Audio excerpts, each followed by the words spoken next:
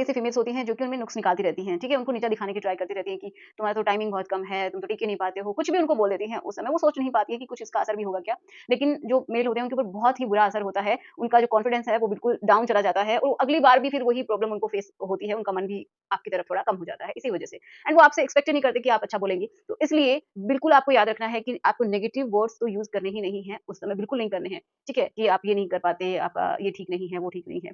हाँ, आपस में बात कर सकते हैं, अगर कोई दिक्कत है तो उसका सॉल्यूशन हो सकता है, लेकिन किसी में कमियाँ निकालना वो गलत बात है। आप इस तरीके से अगर कमी निकालते हैं तो उनको बहुत बुरा फ़ील होता है एंड तो ये आप समझ सकते हैं।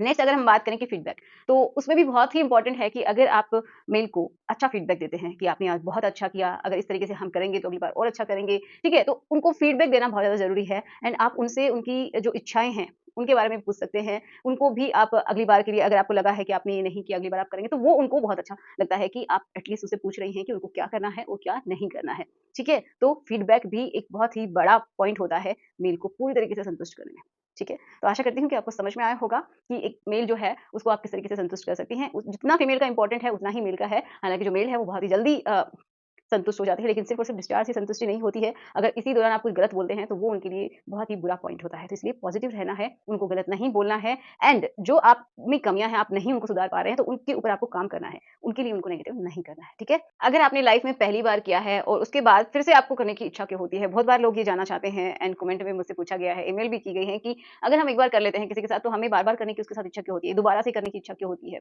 ठीक है? अगर हम पहली बार में कर पाते हैं तो ऐसा क्या हो जाता है कि अगेन हम चाहते हैं कि वैसा ही हो? तो इसके बारे में यही होती है कि अगर आप पहली बार किसी के साथ करते हैं और आपको अच्छा फ़ील होता है, ठीक है? तो उससे क्या होता है कि एक बॉन्डिंग बनती है और हमारी बॉडी के अंदर कुछ ऐसे केमिकल्स रिलीज़ होते हैं, जिसको अगर हम पसंद करते हैं, उसी के साथ अगर हम रिलेशन बनाते हैं तो, ठीक है? तो पहली बार होने के बाद आपको दोबारा से करने की इच्छा क्यों होती है, चाहे वो कितने भी दिनों के बाद हो, ऐसा नहीं है कि तुरंत बाद। तो इसीलिए होती है कि एक तो ऑक्सीटोसिन नाम का जो एक केमिकल है हमारी बॉडी में, वो रिलीज़ होता है जब भी आप रिलेशन बनाते हैं, तब एक जुड़ाव महसूस करवाता है। आपको फीलिंग्स आती हैं दूसरे के साथ, जो भी जो पर्सन है उसके साथ। तो एक तो मेन रीज़न है जुड़ाव एंड दूसरा बहुत इंपॉर्टेंट वो है कि आपका नेक्स्ट हार्मोन जब भी आप करते हैं और आपको अच्छा फ़ील होता है, तो उसके बाद उस समय एक हार्मोन रिलीज़ होता है जिसको हम बोलते हैं डोपामाइन।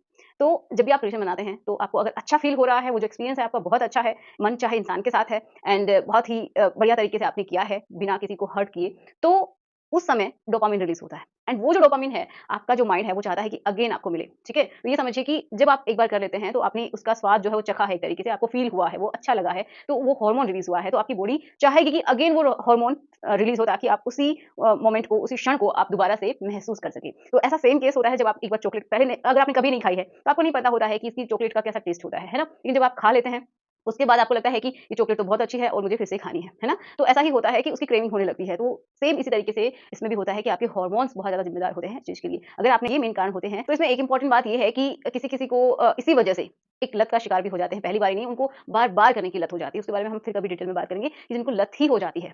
एक बार किए हैं, आपको समझ में आया होगा एंड मिलते हैं नेक्स्ट वीडियो में। Thanks for watching, goodbye. कोई भी अगर आपका टॉपिक है तो वो लिख दीजिएगा एंड बहुत सारे लोगों ने मुझसे क्वेश्चन्स पूछे हैं, तो उनका भी मैं आंसर दूँगी। एक-एक करके आपका वीडियो अब तक पहुँच जाएगा। ठीक है? Good bye.